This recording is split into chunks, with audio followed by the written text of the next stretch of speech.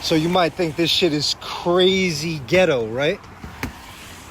But this is really how I be washing my car, bro. When it rains, I got a fucking squeegee. And I go outside and I just squeegee this shit. And I save myself $20, $25, depending on how the location. You also get a little exercise. And you do something for yourself rather than fucking having a bunch of Mexicans just do this shit for you. You know what I mean? Like I said, this might be a little ghetto, but I don't give a fuck.